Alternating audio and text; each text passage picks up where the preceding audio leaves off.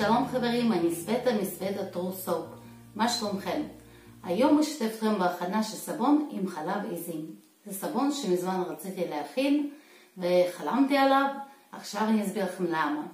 בחלב עיזים יש מרכיבים ייחודיים ומאוד תורמים לטיב הסבון ולאיכויות שלו.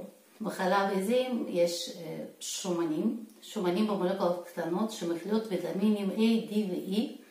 אז ויטמינים נושאי שומן, הם ייחודיים ונמצאים שם באופן טבעי וישארו בסבון.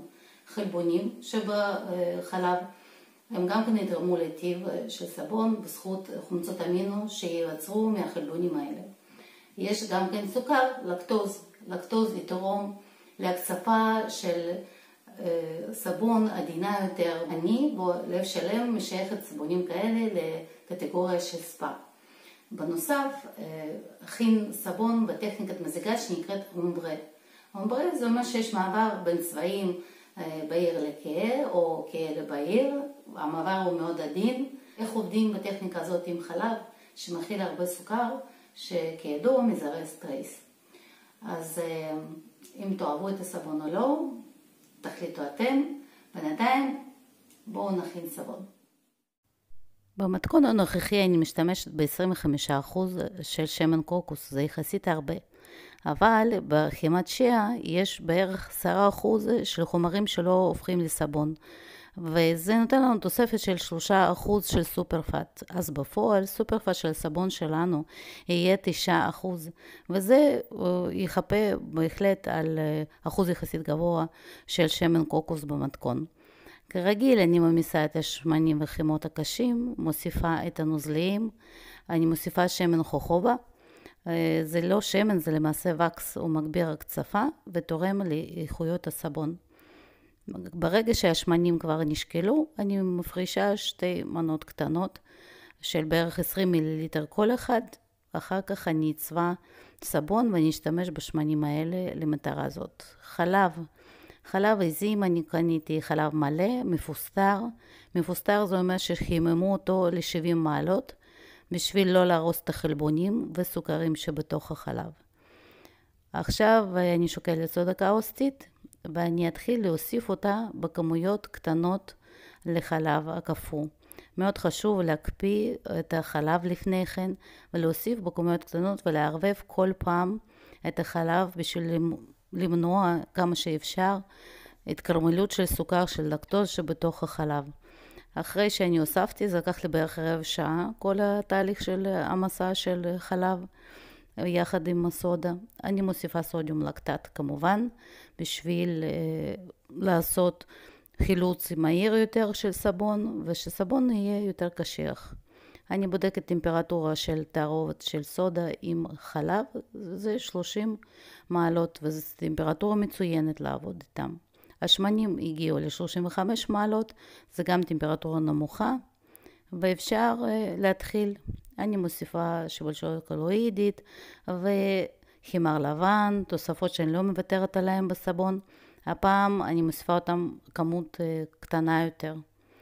עכשיו אני מוסיפה מייקות. אני בוחרת במייקה אחת שהיא יותר לכיוון ירוק כחול, והשנייה שהיא הולכת לכיוון יותר תכלת, כי אני רוצה לעשות מעבר מלבן לתכלת ולירוק כהה. בשביל הצבע הלבן אני מוסיפה טיטניום דיאוקסיד שלי נמס במים, יהיה למעבר מלבן לתכלת ולירוק כהה. אני מוסיפה את התערובת של חלב עם הסודה, עם הבלנדר עובדת ממש מעט, מוסיפה תמצית ריח שהיא נקראת, אני קראתי לה ככה, יער חורפי, מריחים מעולה את הברוש וארז וריחות כאלה של יער מעולים. מזיגת סבון בטכניקה אומברה היא דורשת טרייס מאוד מאוד מאוד קל, בשביל שכל שכבה שמוזגים שהיא תדחוף את השכבה הקודמת. העניין בטכניקה הוא מעבר מאוד עדין בין השכבות ומספר גדול של שכבות. פה בצד אני רושמת לכם את המספר של שכבה שאני מוזגת. הופתעתי לגלות כמה הרבה שכבות אני מזגתי בסופו של דבר. וזה אפשרי כמובן רק אם הסבון הוא מאוד נוזלי. מתחילת התהליך, כי עם הזמן, ולקח לי בערך משהו כמו 25 דקות למזוג את כל הסבון, אז ב-25 דקות האלה סבון צריך להמשיך להיות נוזלי ונוח לעבודה ולערבוב, כי רק ככה אפשר לאפשר את המעבר העדין בין השכבות, וככה שזה יראה באמת אומברה שהסבון פשוט מבהיר, נהיה כהה יותר. משאירה לכם עד סוף מזיגת השכבות, לצפות בתהליך המדהים הזה, עם קצת מוזיקת רקע.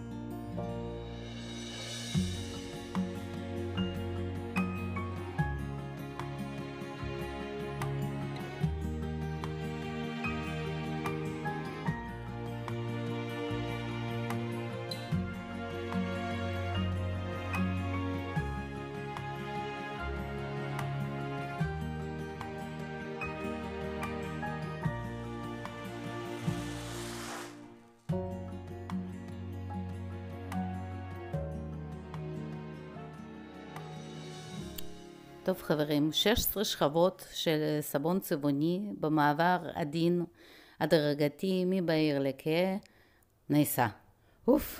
25 דקות של עבודה נכנסו בכמה שניות של סרטון. אני משלימה את המראה החורפי של הסבון עם מלח של ים המלח גס, ומשפריצה טיפה של גליטרים, ביודיגרדיבל כמובן, בשביל לעשות אפקט של שלג. הנה תסתכלו, והסבון מריח מאוד יפה ברגע זה, והוא נראה סוף הדרך. בגלל שזה סבון עם חלב, אני לא מכניסה אותו לתנור, אני מחכה ליום למחרת עם הסבון על השיש. אני לא מעבירה אותו ג'ל, בגלל שאני לא רוצה שחלב ישנה את הצבע של סבון, ואני רוצה שהסבון הזה ספציפי לא יעבור שלב ג'ל. בחיתוך הסבון עבר את כל הציפיות שלי, בצילום רואים את זה פחות, אבל בפועל בחיים הסבון פשוט משגע ועובר על כל דמיון. יש פה 16 שכבות מבהיר ביותר עד הכהה, והן עוברות אחד אל השנייה בלי פסים של ממש, וזה מדהים. הסבון קצת רך יותר מסבון רגיל, כי א' לא העברתי אותו שלב ג'ל, ב' יש בו חלב. שמתי לב שסבונים עם חלב, בין הם צמחי ובין הם מן החי, הם רכים יותר בחיתוך. אני מנסה להחתים את הסבון, ואני רואה שהסבון באמת רך. אני אחכה כמה ימים לפני ההחתמה. הנה בבקשה עוד כמה צילומים של החתיך החורפי עם הטכניקה המושלמת, עם החלב, האתגר שעמדתי בו. אם למדתם משהו תנו לייק, ניפגש בסרטון הבא. ביי.